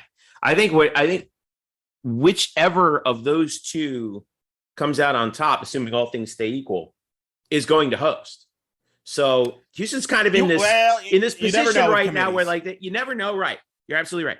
But Houston is in this position where if they want to host, they're not just looking over their shoulder at UCF. They're looking over their shoulder at Rice, I think. Don't you think? Right. And remember, and we mentioned this earlier, this year, for the first time, volleyball will be seeding the top 32 teams, not just 16. They're going to seed them 1 through 8 in 4 regions. So in theory, that should eliminate the predictability of, quote, the 2 seed in a regional busing to a certain region. In other words, it should not mean that Houston's automatically going to Texas, for example, but they could go to Baylor, who I think will host. And barring a collapse of some kind, that drops the likelihood of UCF having to go to Gainesville again, right? It should, unless theory. In conspiracy theories could suggest, hey, hey, what a coincidence. UCF's a 20 seed and Florida's a 13. It just happened to match up well together. But yes, that should make this not as predictable. They're doing it for this year. They want to see how it is an experiment. They want to see how it goes. We'll see what the feedback is. And I think volleyball will be a big test on this. Will this happen in the other sports? And there's going to be a lot of scrutiny, I think, on the top 32 seeds. So I think the committee's going to try to seed this legitimately because they know that all eyes are on them. And if you see anything fishy on the seedings, people are going to call them out for it. So at this point, I don't see UCF going to Florida because of that. But that also may not be a great thing either because who knows where UCF could go? They could go to a Big Ten school. That's not good either. So, I mean, it's but again, a lot of volleyball to go. If UCF beats SMU real quick Friday night, Todd Dagenet picks up his 300th win at UCF. Yep. He continues to set every win gives him a new record for UCF's winningest coach now at this point. That's what's fantastic about that. So don't want to prematurely congratulate Todd because he'd get mad at me if I did. But that's another little milestone at stake. One more bit. Cross country at the American Athletic Conference championships. They finished up their season this year. Didn't see any winners on that one for UCF, but this is Tulsa won the cross country championship on the women's side for the fourth consecutive time, and their men claimed a 9th straight cross country title. How about that cross country championship for Tulsa, and their 9th consecutive. I just wanted to see if I could pull up the results here real quick for UCF. No more Tulsa, thankfully. I mean, I don't have to worry about them anymore. Red-carded guys in the last game in Tulsa. Cross country didn't, so it is. Yeah, but UCF finished in 8th to finish out their run in the American in cross country before they go to the Big 12. Top finisher for UCF was Penelope Sosa, who finished in 23rd. And also, let's see who else. Lillian Holtery finished in 25th. So 2 top 25 results there for UCF. So probably not exactly what UCF was hoping for, but congrats to the team on finishing up. That was in the women's 6K. Remember, they only do the 6K for the Americans. So and that pretty much finishes it up for UCF. And that actually cross country was the first UCF team to finish their run in the American. Think about that. Yeah, we're just getting the rundown, and now men's soccer's done, and we're starting to kind of start crossing off here. It's kind of wild. So again, just to recap the schedule for you here. Women's soccer against Memphis Thursday night, 7 p.m. The American Athletic Conference semis at home. You'll also see that on ESPN Plus as well. Friday, volleyball plays SMU at home at 7. Saturday, football at Memphis as well, 3:30 p.m. ESPN2. Beth Mowens is on the call, along with former Oakland Raider Kirk Morrison. And then Sunday, you have volleyball against Memphis at 1, and possibly, if UCF gets through, the American Athletic Conference championship game for women's soccer at 1 p.m. across from them as well on Sunday. And then Monday, 3:30 selection show, women's soccer. We'll find out UCF's destination. And then basketball season, women's and men's opener. We haven't even talked about that. I know. We're gonna have our full preview. I think we're gonna do it this weekend, Eric. We're gonna get it up this weekend. We're gonna do a full basketball preview. We're gonna have Kyle Nash come in to talk about both teams as they prepare for the season. And I don't remember the last time we had a doubleheader to start the basketball season. Do you? No, not for. They might have had. No, I don't know. It might happen in like the Conference USA days, possibly. I don't know. Maybe I don't know about that far back, but maybe. I mean, that's it's tricky. We'll have to look that up. We'll have the answers for the basketball show. Women's hoops against Winthrop at 6 on Monday, followed by the men against UNC Asheville as well. And that's just like that. We are off and running in this basketball season for UCF. It's pretty wild. And then don't forget volleyball, of course, at South Florida Wednesday night, 7 p.m. If you're in Tampa, you're a Knight fan. Head down to the Corral, cheer on the Knights as they face South Florida. So that'll do it for us here on Black and Gold Banneret Podcast. Make sure you follow us on all your social media channels. We are on Facebook, facebook.com/Black and Gold Banneret. We are on Instagram at Black and Gold Banneret. Twitter, UCF Banneret _SBN. You can follow us all individually there as well. I'm at Jeff _Sharon. Eric is at Eric Lopez Elo. Don't forget to follow Statboy Drew. Kyle's at the student, the SOTG for the student of the game. Bryson Turner, it's Bryson Turner, of course. Derek Warden as well, _DS Warden, and Noah Goldberg at the Noah Goldberg. Also, hit up our YouTube channel. We will be on with Night Shift after the Memphis game. Is that right, Eric? That's the goal. Yep. That's immediately following the game up in Memphis. So that should be. Well, hopefully we'll get a road W. Is it Drew brought up a great point that Gus Malzahn at UCF only 1-5 outside the state of Florida. Last trip to Memphis, last 2 games been decided by a point. Is that a song, by the way? Last train to Memphis or something like that? If it is, I'm not familiar with it. That's not the tunes I tune into, but maybe last train to Memphis, the rise of Elvis Presley. Yeah. So that's right. So yeah, and that will fit. And of course, stay with us for knee-jerk reactions as well as coverage of the American Athletic Conference women's soccer. And our YouTube channel, lots of basketball interviews from media days. Check that out. Let's get you set for Monday. We'll have a lot of basketball coverage coming up there as soon. I know you're getting your vocal cords ready for that doubleheader basketball. I know. I got the double. Hey, we got volleyball and on Friday. Meg Fitzgerald being honored to the Ring of Honor. And Delana Sarden too. Are they the same night? I believe they are. I have to double. I know they're this weekend. So yeah, they're both going in. And come to both matches and you'll see at least one of them.